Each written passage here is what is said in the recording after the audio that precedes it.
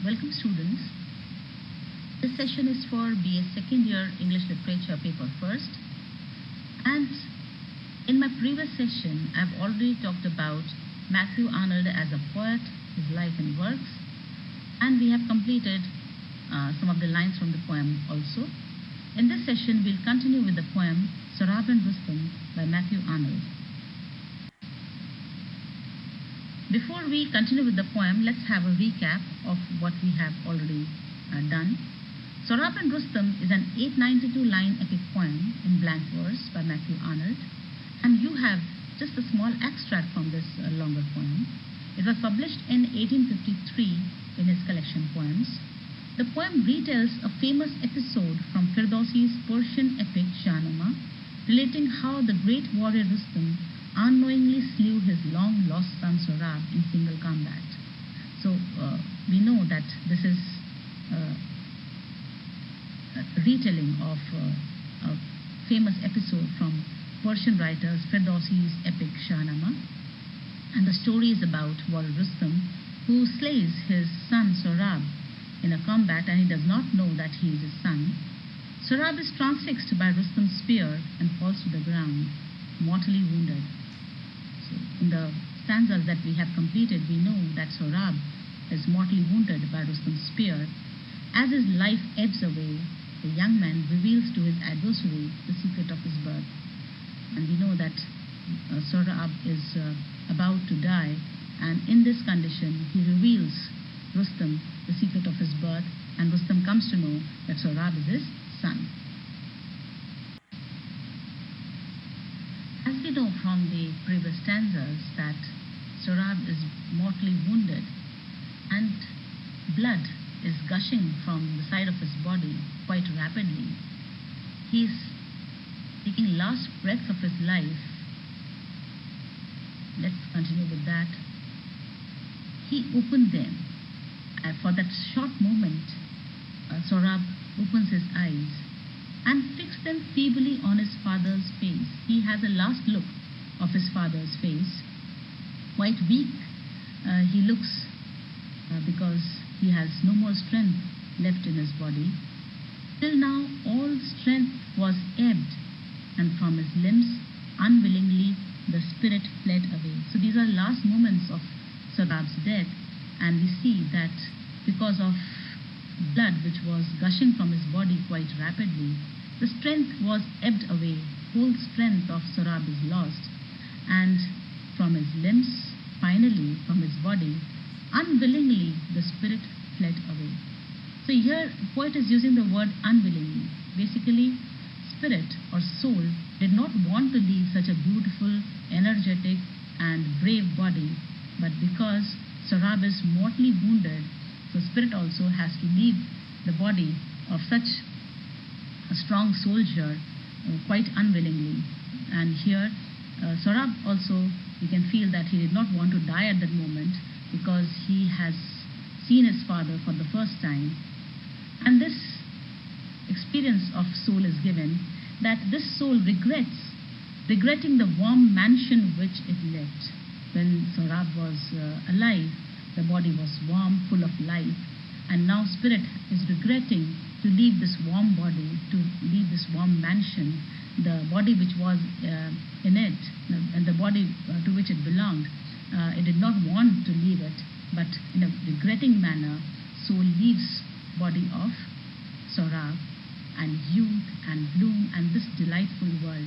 Because Sohrab is so young, he's in the youth of his life, he's blooming, and he has not fully experienced this happy world.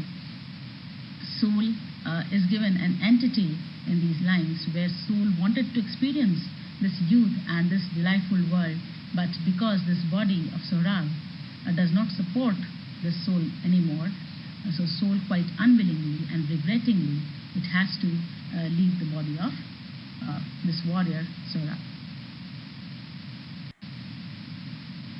So on the bloody sand Sohrab lay dead. So in this manner Arnold narrates the death of this great warrior Sohrab by the hands of his own father.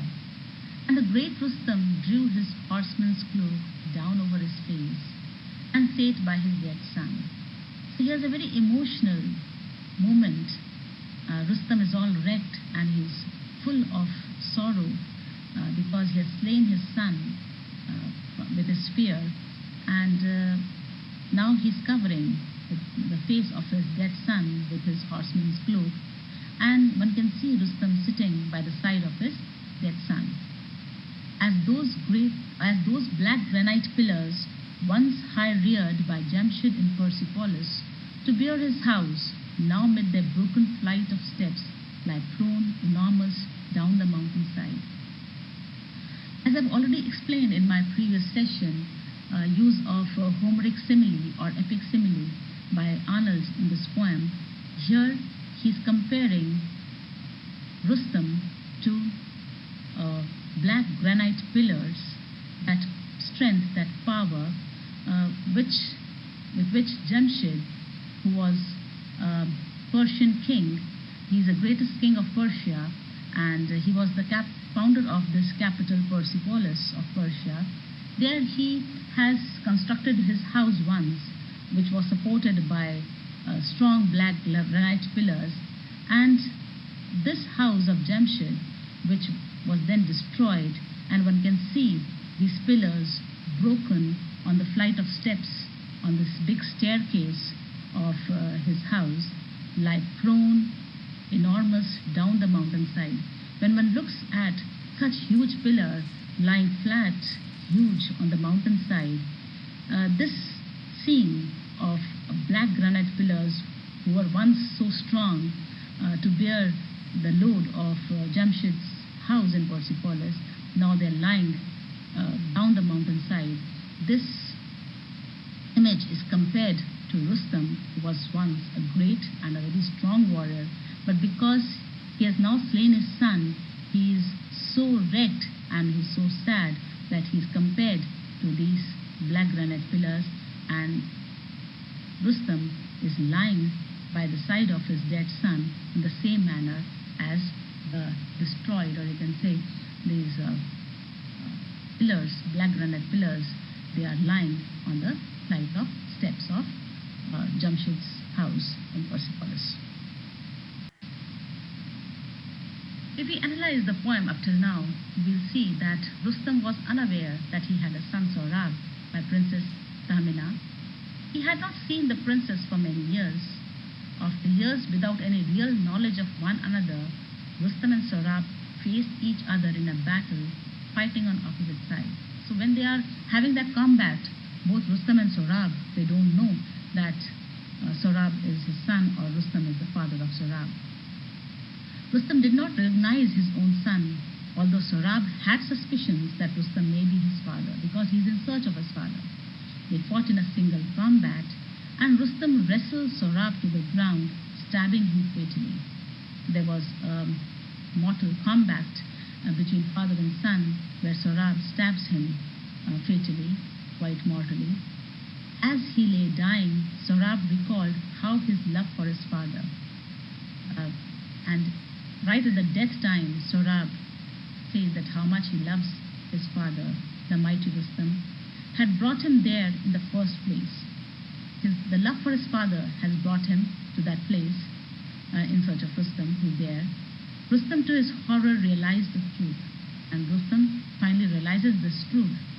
He saw his own arm bracelet on Sohrab, which he had given to Tahmina many years before, and which Tahmina had given to Sohrab before the battle, in the hope that it might protect him, but he realized the truth too late. So Tahmina has given that same bracelet to her son, Sohrab, and Rustum is able to recognize Sohrab by this bracelet, and this bracelet was there on Sohrab to protect him, but Rustum realizes this truth very late because he has already wounded Sohrab, and Sohrab is about to die. He had killed his own son, the person who was dearer to him than all others. Rustum is deeply sad because he has killed his own son, which was dearer to him than anything else. This is one of the most tragic episodes of Shahnameh, which Arnold has presented in his poem Sohrab and Rustum. We'll continue with this poem in